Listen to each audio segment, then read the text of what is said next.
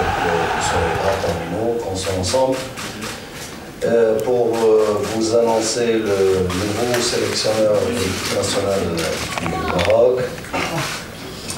Il s'agit évidemment de M. Wahid, que vous connaissez. Donc il y a 20 ans, il était de passage au Raja avec ce club. Il a quand même gagné une Champions League. Et je profite pour souhaiter au Raja de gagner une autre avec le Wydad. Donc, comme ça, votre retour au Maroc serait une bonne chose pour ce club et mon club d'une manière générale. Donc, le choix de M. Wahid était l'aboutissement d'un travail qui a commencé depuis un mois au niveau d'une commission qui a été instituée et qui était composée de l'expertise technique, de la responsabilité du management de la fédération, avec beaucoup de contacts et d'ouverture sur l'expertise technique nationale et internationale. Cette même commission a reçu plusieurs, et je dirais même des sollicitations nombreuses. Je tiens à remercier de passage tous les sélectionneurs qui ont exprimé donc la volonté d'entraîner l'équipe nationale du Maroc. Il y a parmi eux un certain nombre qui ont effectué des visites ici, et donc j'ai eu l'occasion de rencontrer et de discuter avec eux ici. Donc je les remercie de passage, et on a continué ces négociations jusqu'à la dernière minute. Et je tiens à clarifier que tous les sélectionneurs, d'ailleurs, que j'ai reçus ici ou que j'ai eu l'occasion de voir ailleurs, ont exprimé, comme j'ai dit, la bonne volonté d'entraîner l'équipe nationale. Évidemment, les contraintes des uns et des autres diffèrent. Et aujourd'hui, ce choix qui a été arrêté, comme j'ai dit, par la commission qui a été instituée en ce sens, a été fait sur, comme vous le savez, comme on le sait tous, tout d'abord un souhait et une volonté à ce que l'équipe nationale marocaine puisse aller gagner de la distance en avant par rapport à la dynamique positive qu'il a quand même parcouru durant les dernières années. N'oublions pas que toujours le point de départ, c'était un classement FIFA autour des places numérotées 80. Aujourd'hui, on est autour de la quarantaine. Au niveau de l'Afrique, on est aujourd'hui 4e, on était 21e il y a 4 ans. On veut donc continuer dans cette belle dynamique.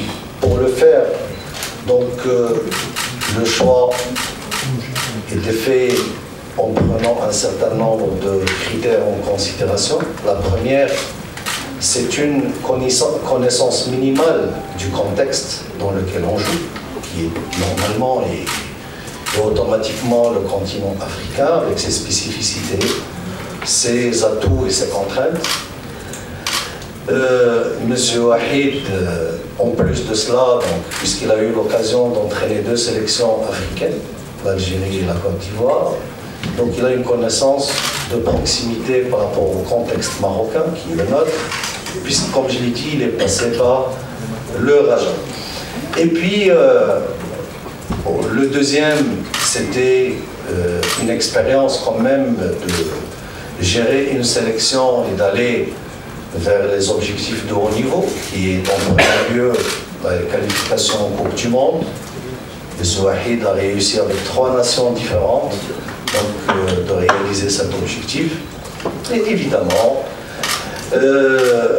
et le plus important, c'est de s'inscrire dans une logique de développement de notre football qui est arrêté avec tout ce qu'on est en train de faire en restructurant en matière de restructuration de la DTN, de la Direction Technique Nationale. Et comme je l'ai expliqué, je le réexplique, c'est l'objectif majeur et phare de la prochaine étape du travail qui nous attend tous et toutes pour aller vers l'avant. Donc, par rapport à ces critères réunis, on a négocié avec M.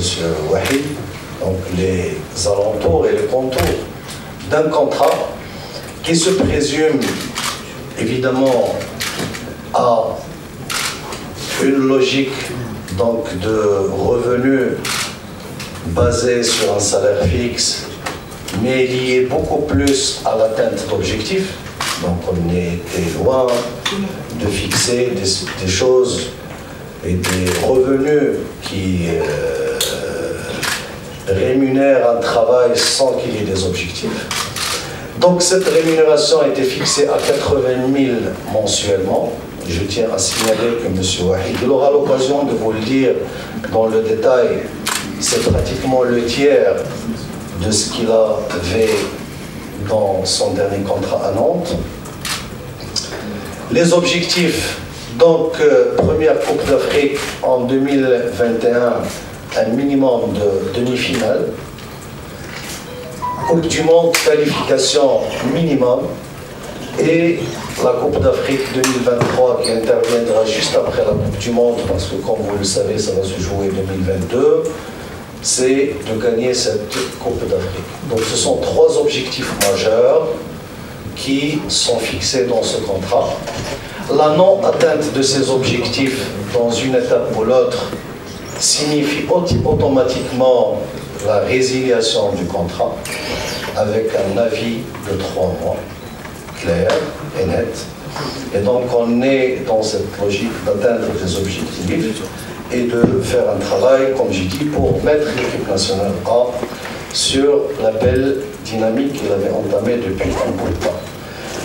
Les autres clauses de ce contrat, pour être dans la clarté et transparence totale, donc c'est une résidence obligatoire à Rabat, être en permanence donc, dans les locaux du CNF, le lieu de travail des équipes nationales, et évidemment le rejet de toute intermédiation.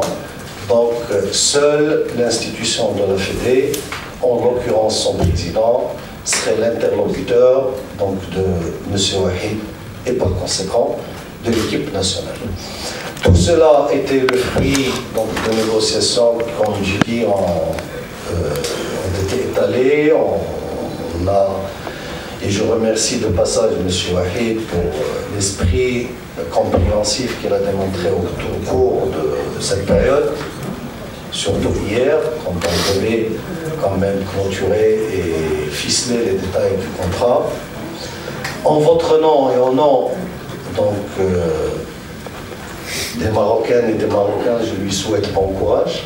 On serait derrière vous pour vous encourager à faire du bon travail. On a, et on le répète et ouvertement, je vous ai dit ça depuis le premier contact, qu'on veut, et notre souhait, notre objectif, il est unique, droit, c'est de conquérir cette voie et cette passerelle, de retrouver les titres, surtout au niveau continental, et de mettre effectivement l'équipe nationale au niveau d'une participation réelle, régulière et pérenne et permanente au niveau de la Coupe du Monde. Donc au nom de la fédération, de tout, comme j'ai dit, le public qui est nombreux, qui suit cette équipe et qui aime cette équipe, on vous souhaite bon courage. Vous avez le soutien inconditionnel. Les principes et les valeurs sur lesquels on a bâti cette équipe nationale, qui sont aujourd'hui universelles et connues, c'est le sérieux et le dévouement total, l'abnégation au service quand même de l'équipe et de la patrie. Merci infiniment.